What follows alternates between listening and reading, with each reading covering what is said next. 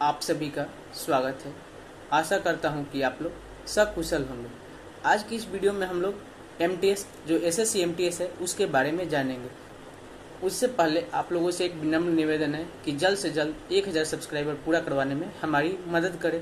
Video को बिना skip किए अंत तक देखें और आगे शेयर भी करें। तो चलिए हम लोग आज जो हमारा टॉपिक है, शीर्षक है, उसकी शुरुआत करते हैं। पहला हम लोग ये जानेंगे कि एसएससी एमटीएस क्या है। दूसरा, उसकी आयु सीमा क्या है। तीसरा, उसकी योग्यता क्या है, यानी कि जो एसएससी एमटीएस है उसकी योग्यता क्या होगी। चौथा, उसकी चयन प्रक्रिया क्या है, उसके लिए किस प्रकार चयन किया जाता है। और अंतिम जो होगा एसएससी जो सिलेबस होता है उसका एग्जामिनेशन का, उसके बारे में हम लोग जानेंगे। तो पहले हम लोग शुरुआत करते हैं एसएससी एमटीएस क्या है। तो एमटीएस का संपूर्ण रूप होता है मल्टीटास्किंग स्टाफ, यानी एमटीएस संपूर्ण भारतवर्ष में आयोजित की जाने वाली राष्ट्रीय स्तर की परीक्षा है जिसके माध्यम से एसएससी द्वारा विभिन्न मंत्रालयों, विभागों एवं कार्यालयों में वर्ग सी के गैर राजपत्रित गैर मंत्रालयीय पदों पर अभ्यर्थियों की नियुक्ति के लिए पद आयोजित किए जाते हैं। एमटीएस के लिए जो आयु सीमा होती है 18 से 25 वर्ष, 18 से 27 वर्ष, 27 वर्ष जो होती है वह रेवेन्यू विभाग में हवलदार और एमटीएस के कुछ पदों के लिए होती है। तीसरा जो होती है जाति और विभिन्न कोटा के आधार पर कुछ छूट दिया जाता है आयु सीमा में। अब हम लोग जानते हैं योग्यता के बारे में। तो एमटीएस के लिए किसी भी मान्यता प्राप्त बोर्ड से हमें मैट्रिकुलेशन उत्तीर्ण होना चाहिए। अब हम लोग जानेंगे चयन प्रक्रिया के बारे में कि इसके लिए किस आधार पर चयन किया जाता है। एसएससी एमटीएस के लिए एक कंप्यूटर बेस्ड टेस्ट जो होता है उसको आयोजित करता है और जो हवलदार पोस्ट होता है उसके लिए फिजिकल इफिशिएंसी टेस्ट और फिजिकल स्टैंडर्ड टेस्ट का आयोजन करता है। तो पहले हम लोग जानते हैं कंप्यूटर बेस्ड जो टेस्ट होता है उसके बारे में, उसमें किस प्रकार के सब्जेक्ट होते हैं और कितने क्वेश्चन आते हैं और क्या मार्क्स होता है, टाइमिंग क्या होता है। तो चलिए शुरुआत करते हैं, सब्जेक्ट के बारे में जानते हैं। इस एसएससी के द्वारा कंप्यूटर बेस्ड एग्जामिनेशन में 2 सेशन दिए जाते हैं, session first and session second. Session first में 2 सब्जेक्ट होते हैं और सेशन 2 में भी 2 सब्जेक्ट होते हैं। सेशन फर्स्ट में पहला जो सब्जेक्ट होता है वह होता है न्यूमेरिकल एंड मैथमेटिकल एबिलिटी। इसमें 20 क्वेश्चन दिए जाते हैं और प्रत्येक क्वेश्चन के लिए 3 मार्क्स दिए जाते हैं। जो दूसरा सब्जेक्ट होता है यानी दूसरा टॉपिक वह होता है reasoning ability and problem solving. इसमें भी 20 क्वेश्चन दिए जाते हैं और इसके लिए भी प्रत्येक क्वेश्चन के लिए 3 मार्क्स यानी 20 से 60 मार्क्स। ये दोनों जो सब्जेक्ट होते हैं सेशन फर्स्ट इसके लिए 45 मिनट का समय दिया जाता है और जो दिव्यांग जन होते हैं उनके लिए 60 मिनट का समय दिया जाता है। अगला आता है सेशन द्वितीय यानी सेकंड। इसमें पहला जो सब्जेक्ट होता है वह है जनरल अवेयरनेस। इसमें 25 क्वेश्चन होते हैं और इसके लिए प्रत्येक क्वेश्चन के लिए 3 मार्क्स यानी 25 से 75। जो दूसरा सब्जेक्ट होता है उसके लिए इंग्लिश लैंग्वेज एंड कम्प्रीहेंशन होता है। इसमें भी 25 सब्जेक्ट होते हैं और प्रत्येक क्वेश्चन के लिए 3 मार्क्स यानी 25 या 75 मार्क्स। और ये जो सेशन 2 होता है इसके लिए भी हमें 45 मिनट ही समय मिलता है और जो दिव्यांगजन होते हैं उनके लिए 60 मिनट का समय मिलता है। जो सेशन फर्स्ट होता है उसमें कोई भी निगेटिव मार्किंग नहीं रहता है, यानी कि आप निगेटिव करेंगे भी तो भी आपका अंक नहीं कटेगा। लेकिन जो सेशन द्वितीय यानी सेकंड होता है जिसमें कि general awareness and English comprehension and language होता है इसमें निगेटिव मार्किंग होता है। इसमें जो निगेटिव मार्किंग होता है वह प्रत्येक एक गलत के लिए 1 अंक काट दिया जाता है यानी 1 अंक कट जाता है। फिर जो cut off final cut off या मेरिट जो बनता है वह सेशन द्वितीय यानी सेकंड के आधार पर ही बनता है। उसमें जो हम मार्क्स लाते हैं उसका नॉर्मलाइजेशन होता है, उसके आधार पर हमारा कट ऑफ बनता है।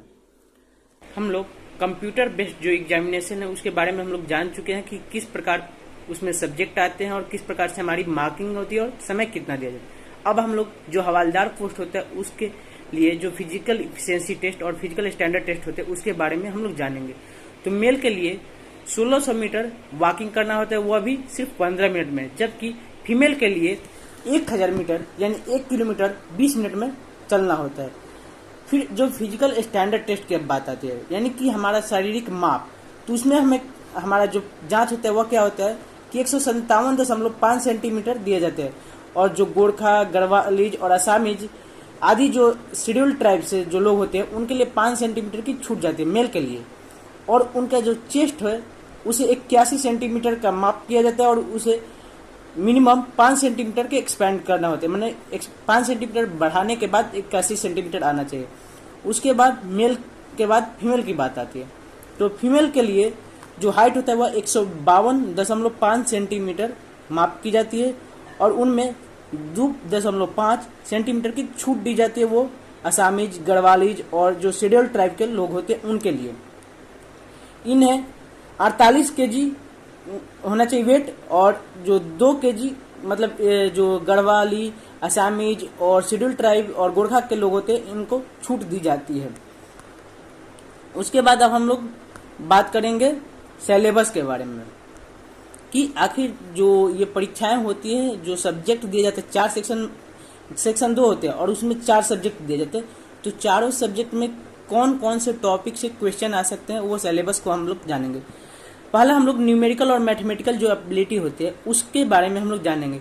इसमें क्या होता है कि whole number, LCM, HCF, decimal and fraction, relation between numbers, fundamental arithmetic operation and BODMAS, percentage, ratio and proportions, work and time, direct and inverse proportion, average, simple interest, profit and loss, discount, area and perimeter of basic geometric figures, distance and time, lines and angles, interpretation of simple graphs and data, square and square root. यानी जो basic question होते हैं, जो mathematical solve होते हैं, जो basic होते हैं, उनसे क्वेश्चन हमें आएंगे। उसके बाद आता है reasoning ability and problem solving. इसमें क्या आता है कि जो अल्फा न्यूमेरिक सीरीज होते हैं उसके बारे में आएगा, फिर कोडिंग एंड डिकोडिंग, फिर एनालॉगी, फिर जो डायरेक्शन वाला होता है उसके बारे में आ सकता है, सिमिलरिटी एंड डिफरेंसेस के बारे में आ सकता है कि कौन समान है कौन विषम है, इस प्रकार के क्वेश्चन आ सकते हैं, या जम्बलिंग आ सकता है, या प्रॉब्लम सॉल्विंग एंड एनालिसिस आ सकता है, या जो कैलकुलेशन होता है एज कैलकुलेशन वो आ सकते हैं, या कैलेंडर और घड़ी से संबंधित भी रीजनिंग में आ सकते हैं। अब बात हम लोग करेंगे जनरल अवेयरनेस, यानी कि जो हमारा जनरल अवेयरनेस जो कि सेक्शन 2 के प्रथम सब्जेक्ट होता है। इसमें क्या होता है कि जो हिस्ट्री यानी इतिहास, भूगोल, आर्ट एंड कल्चर जो कला और सभ्यता होती है, फिर सिविक्स यानी राजनीति और अर्थशास्त्र, फिर जनरल साइंस यानी सामान्य विज्ञान और इन्वायरमेंटल यानी पर्यावरण से संबंधित जो 10th तक का स्टैंडर्ड क्वेश्चन होता है, वे सारे क्वेश्चन मतलब इन सारे सब्जेक्टों में से शामिल हो सकते हैं। फिर बात आती है इंग्लिश लैंग्वेज एंड कॉम्प्रिहेंशन। इसमें किस प्रकार के क्वेश्चन पूछे जाते हैं अब हम लोग समझेंगे। इसमें जो होता है हमारे बेसिक नॉलेज यानी इंग्लिश के बारे में हमारे बेसिक समझ क्या है इसकी जांच की जाती है। इसके अंदर वोकेबुलरी टेस्ट, सेंटेंस स्ट्रक्चर यानी सेंटेंस को किस प्रकार से अरेंज किया जाता है वो क्वेश्चन आते हैं। फिर साइनोनिम्स, एंटोनिम्स यानी जो समान अर्थक यानी और एंटोनिम्स यानी विपरीतार्थक, ये शब्द आते हैं।